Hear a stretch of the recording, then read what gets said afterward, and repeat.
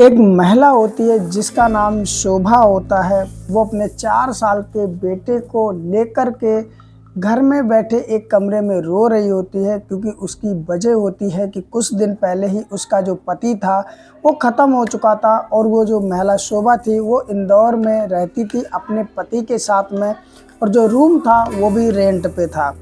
अब दोस्तों, इंदौर में जब तक उसका पति था तो खर्चा अच्छे से चल रहा था, बढ़िया से चल रहा था, कोई दिक्कत नहीं थी। लेकिन उसका पति एक समय ऐसा आता है कि गंभीर बीमारी के चलते वो ख़त्म हो जाता है। दोस्तों, उसके जो मोहल्ले के लोग होते हैं, जो उसके गली के लोग होते हैं, कुछ दिन तक तो उसकी मदद करते हैं। कोई थोड़ा बहुत पैसा दे देता है, कोई थोड़ा बहुत खाने पीने की चीज़ दे देता है, जिससे शोभा की जो घर की गृहस्थी होती है वो चलती रहती है। लेकिन दोस्तों, होता ऐसा है कि ये भी सब जो मदद वगैरह थी कुछ समय तक के लिए होती है। उसके बाद में जब कुछ समय गुजरता है, 1-2 महीने गुजर जाते हैं, तो कहीं ना कहीं फिर ये जो शोभा होती है इसको मदद मिलनी बंद हो जाती है। और शोभा दोस्तों जो होती है वो कुछ भी ज़्यादा जानती नहीं है, क्योंकि उसका पति कमाता था और शोभा घर का काम करती थी। अब दोस्तों, होता ऐसा है कि धीरे धीरे ऐसा समय आ गया जो खाने को भी मोहताज होने लगती है शोभा। तो यही सब कुछ सोच करके रो रही होता। उसका जो 4 साल का बेटा होता है वो कह रहा होता है कि मम्मी भूख लगी है, खाना दे दो। लेकिन दोस्तों, घर में कुछ भी होता नहीं है। शोभा उठ कर के जाती है, जो उसके रसोई के डब्बे वगैरह होते उसे देखती है तो सारे डब्बे खाली पड़े होते, कुछ भी घर में खाने को होता नहीं है। परिस्थिति बहुत ज़्यादा बेकार हो जाती है।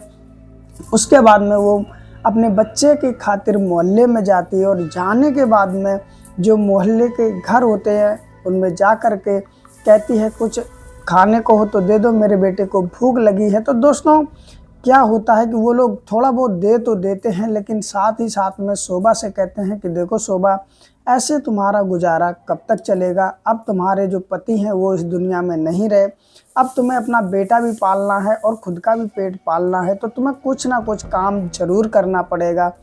दोस्तों, वहाँ पर गली मोहल्ले के कई लोग इकट्ठे हो जाते हैं, कई लेडीजें इकट्ठे हो जाती हैं। वो कहती हैं कि देखो शोभा, कुछ ना कुछ काम कर लो तुम। अब दोस्तों, इधर जो शोभा थी उसे कुछ काम आता नहीं था, क्योंकि शोभा ने शुरू से ही एक हाउस वाइफ की तरह रही है। वो सिर्फ घर का काम करती है, खाना बनाती है, इससे ज़्यादा वो कुछ जानती नहीं है। जब सभी लोग उस पर प्रेशर डालते हैं कि कुछ ना कुछ काम करो, कुछ ना कुछ काम करो, क्योंकि वो मोहल्ले के लोग भी जानते थे कि अगर हम काम नहीं इसको करने को कहेंगे तो ये ऐसे मांग मांग के खाती रहेगी। और कहीं ना कहीं जो शोभा थी वो भी इस चीज़ से बहुत परेशान थी कि मुझे बेशर्माई में मांगना पड़ता है अपने बच्चों के लिए। अब दोस्तों, जब सभी लोग काम के लिए कहते हैं तो शोभा बैठ कर के रोने लगती, कहती है मुझे कुछ काम ही नहीं आता, आखिरकार मैं करूं तो करूं क्या।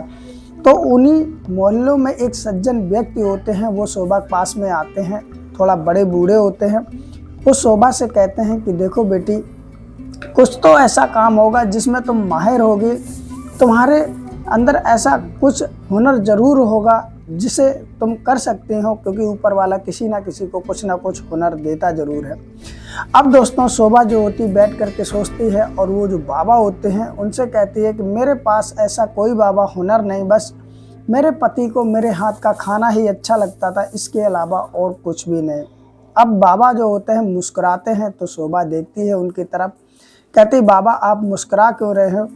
तो जो बाबा होते हैं वो कहते हैं शोभा से कि देखो बेटी, तुम खाना अगर अच्छा बनाती हो तो यहाँ पर जो काम काज वाले एरिए हैं जहाँ ज़्यादा भीड़ रहती है वहाँ पर तुम खाने का ही काम चालू कर दो। शोभा को कुछ समझ में नहीं आता, तो बाबा समझाते हैं कि एक ठेली ले लो और उस पर ही तुम खाना बना बना कर वहाँ पर बेचना, तो तुम्हारा पेट पालन भरे का खर्चा चलने लग जाएगा। अब जो शोभा होती है शुरुआत में दोस्तों उसे दिक्कत लगती, लेकिन गली मोहल्ले के लोग भी थोड़ा बहुत तो अच्छे थे, वो भी चाहते थे शोभा काम करे। तो कोई बर्तन दे देता है, एक लोगों की रेडी खड़ी थी वो रेडी दे देता है, और धीरे धीरे दोस्तों सब लोग मिलकर के कुछ पैसा शोभा को इकट्ठा करके दे देते हैं। अब शोभा भी डरते डरते वो क्या करती है कि दोस्तों आलू के पराठे और रायता का काम खोलने का मन बना लेती है, और उसके बाद में दोस्तों वो थोड़ा बहुत सामान इकट्ठा करती है, और एक चौक होता है जहाँ पर काफ़ी सारे मजदूर लोग वहाँ पर रहा करते थे, यानी कि वो एरिया ऐसा था जहाँ काम काज ज़्यादा हुआ करता था। तो अपने कमरे से थोड़ी दूरी पे वो चौक था, वहीं पर वो लगा लेती है और दोस्तों आलू के भरवा पराठे और रायता वगैरह बेचने लगती है। दोस्तों होता ऐसा है कि शुरुआत में जब जानकारी ज़्यादा लोगों को होती नहीं है तो उसका जो काम होता है कम चलता है, लेकिन दोस्तों धीरे धीरे एक समय ऐसा आता है कि दोपहर में इतनी भीड़ लग जाया करती थी शोभा की रेडी पर कि उसे फुर्सत नहीं मिलती थी और धीरे धीरे दोस्तों बहुत अच्छा उसका काम चलने लगता है। अब दोस्तों समय ऐसा आता है कि इतने कस्टमर आते हैं उसके पास खाने के लिए कि वो अपने कस्टमर को संभाल नहीं पाती है। अब धीरे धीरे जब उसका काम अच्छा चलता है तो उसके पास पैसे भी आ जाते हैं और उसका जो अच्छे से रहन सहन हो जाता है। शोभा के अब दिमाग में एक आइडिया मिल जाता है, क्यों न मैं इस रेडी को हटा करके बड़ा होटल खोल लेती हूँ। अब दोस्तों होता ऐसा है कि उसी चौक पर वो 2 दुकानें किराए पर लेती है और लेने के बाद में बढ़िया से डेकोरेशन करा के उसमें होटल खोल लेती है। धीरे धीरे दोस्तों उसका जो होटल होता है अच्छे से चलने लगता है और 2-3 वो लड़के रख लेती है, खाना वो स्वयं बनाती है। दोस्तों धीरे धीरे उसका ये जो काम होता है खाना वाला वो अच्छी तरीके से जम जाता है। दिन भर वो खाना वगैरह बनाती है, बेचती है, होटल पे खिलाती है सबको। दोस्तों दिन कट जाता है, लेकिन जब दोस्तों रात होती है तो कहीं ना कहीं उसे अकेलापन खाने को दौड़ता है, क्योंकि घर में उसके रूम में वो होती है, उसके 4 साल का बेटा होता है। दोस्तों धीरे धीरे समय गुजरता है, लेकिन अभी वो जवान थी, उसकी उम्र मात्र अभी 26-27 साल के आसपास थी। शोभा जब रात में लेटती है तो उसे कहीं ना कहीं अकेलापन खाने को दौड़ता है। ऐसा उसे लगता है कि ये घर का सन्नाटा कहीं मुझे खा ना जाए, क्योंकि दोस्तों उसका पति जब था तो वो हंसी खुशी से रहती थी, लेकिन जब से उसका पति खत्म हुआ शायद ही वो उस कमरे में हंसी हो। दोस्तों धीरे धीरे समय ऐसे ही कटने लगता है, उसका बेटा धीरे धीरे बड़ा होने लगता है, लेकिन दोस्तों उसके होटल पे एक व्यक्ति आता था और आने के बाद में चुपचाप बैठ जाता था और उसके बाद में वो खाना खाता था, थोड़ी देर बैठता था, चला जाता था।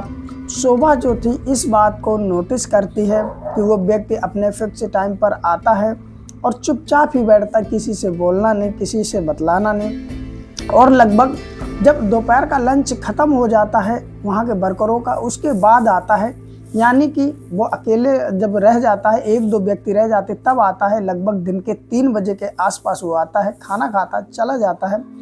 दोस्तों शोभा को कुछ अलग लगता है। अब वो व्यक्ति जो आता है वो भी शोभा की तरफ देखता है, लेकिन कुछ भी बोलता नहीं, चुपचाप खाना खाता चला जाता। उस व्यक्ति के नाम जो होता है वो मुकेश होता है। अब मुकेश शोभा के होटल पे आता है और बैठता है, खाना खाता है और बड़ा चाव से वो खाना खाता, उसके बाद चला जाता है। अब दोस्तों पर डे का उसका यही काम था। धीरे धीरे दोस्तों समय बीतने लगता है और मुकेश जो होता है वो शोभा को देखता है, शोभा मुकेश को देखती है। कहीं ना कहीं दोनों के ही अजीब लगता है, लेकिन एक दिन शोभा होती मुकेश से पूछती है कि जो लंच का टाइम होता है लगभग 1 से 1:30 बजे का होता है और सभी लोग आते हैं खाते चले जाते, तुम इतना लेट क्यों आते हो और तुम कौन हो? और यहाँ कुछ किसी से कुछ भी बोलते नहीं, कोई आता है किसी से कुछ बात करता है, किसी से, तुम तो आते हो चुपचाप खा के चले जाते हो और मुझे देखते रहते हो।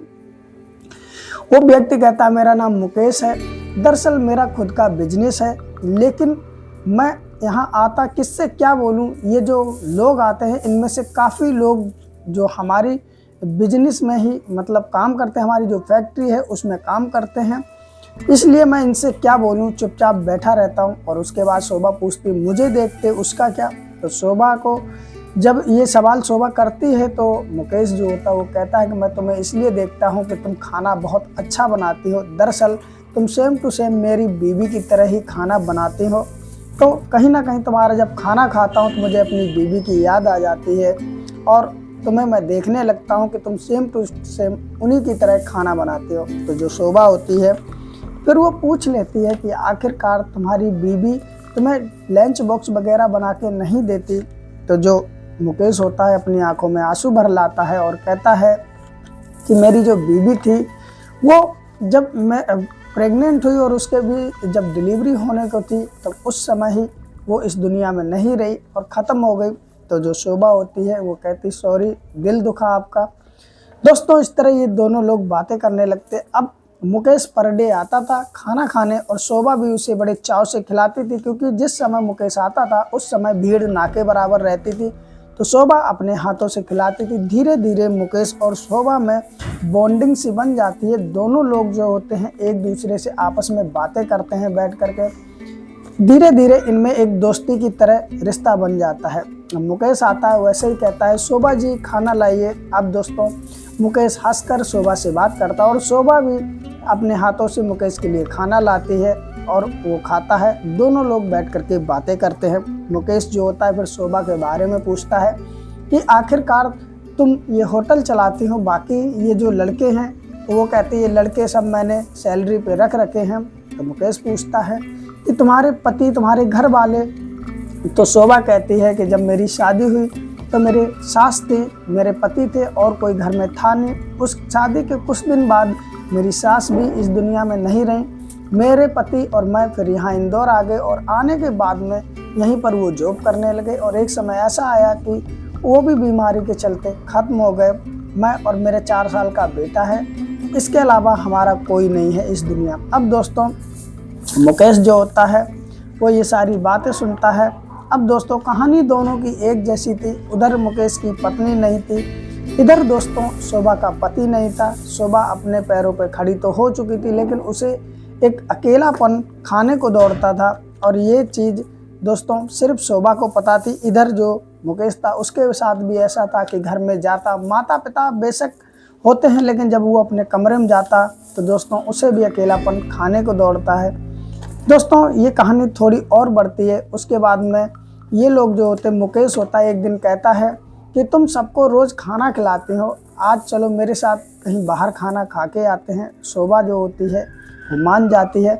उस दिन खाना बना के रख देती है और अपने लड़कों से कहती है जो कि काम कर रहे थे होटल पे कि सबको खिलाना, मैं अभी जा रही हूँ और कुछ समय बाद आ जाऊँगी। इधर दोस्तों मुकेश जो होता है अच्छे होटल में ले जाता है, वहाँ पर शोभा को खाना खिलाता है और कहता है देखो इतना बढ़िया होटल है, लेकिन इसके खाने में भी तुम्हारे जैसा स्वाद नहीं।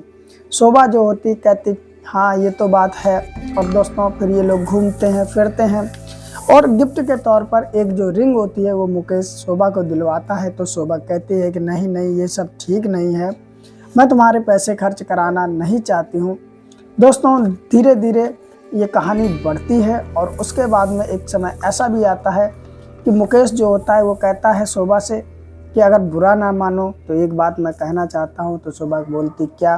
तो मुकेश कहता है कि क्या तुम मुझसे शादी करोगे? इतनी बात जैसे ही शोभा सुनती है वो हक्की बक्की रह जाती है, क्योंकि मुकेश तो अच्छा पैसे वाला था, बिजनेसमैन था, खुद की उसकी फैक्ट्री थी। अब दोस्तों शोभा जो होती है वो कहती क्या तुम्हारे घर वाले मानेंगे? तो मुकेश कहता है मैं घर पे बात करके देखूंगा, और वैसे भी मेरी ज़िंदगी है, मैं कहूँगा अपने मम्मी पापा से तो वो मना नहीं करेंगे। दोस्तों शोभा को उससे भी वो कह देता जब तक तुम भी सोच लेना। और इधर रात भर शोभा यही सोचती रहती है और लास्ट में यही फैसला लेती है कि मुकेश से वो इतने दिन बोलते बतलाते हो गई, मुकेश की आदत उसे अच्छी लगी तो वो भी कहीं ना कहीं हाँ करने का ही फैसला ले लेती। इधर मुकेश जो होता है घर पे जाता है, अपने माता पिता से कहता है, तो उसके माता पिता भी कहते हैं कि ठीक है जैसा तुम्हें उचित लगे।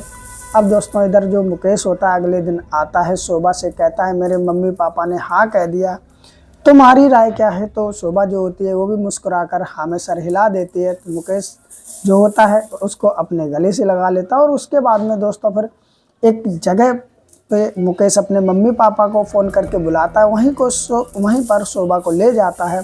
उसके माता पिता जब शोभा से मिलते हैं तो कहीं मिल करके वो खुश हो जाते हैं, क्योंकि शोभा दिखने में भी सुंदर थी और उसके जो संस्कार थे वो भी दिखने में अच्छे लग रहे, और शोभा साड़ी पहनकर गई थी।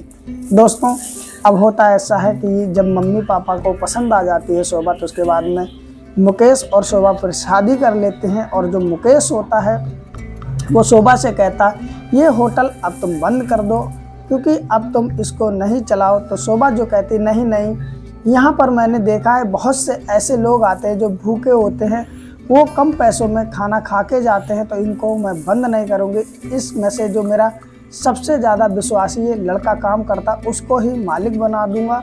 और उसके बाद में दोस्तों जो शोभा होती है उस लड़के के पास जाती है और कहती है कि आज के बाद इस होटल के मालिक तुम हो, और अच्छे से खाना बनाना और अच्छे से सभी को खिलाना, चाहे पैसा हो या ना हो, किसी को भूखा जाने मत देना। तो वो लड़का कहता है ठीक है मैडम। और शोभा जो होती है फिर मुकेश के साथ में हमेशा हमेशा के लिए उसके घर पे चली जाती है। और शोभा का जो 4 साल का बेटा होता है वो दोनों ही मुकेश का साथ घर पे रहने लगते हैं और उनकी दोस्तों ज़िंदगी खुशहाली से गुजरने लगती। तो आज की रही दोस्तों ये कहानी आप लोगों को कैसी लगी हमें कमेंट करके ज़रूर बताना। और दोस्तों आपसे एक ही रिक्वेस्ट है कि वीडियो को लाइक करके चैनल सब्सक्राइब जरूर कर दें और ज़्यादा से ज़्यादा इस वीडियो को शेयर करें। फिर मिलते हैं किसी और कहानी के साथ, तब तक के लिए नमस्कार।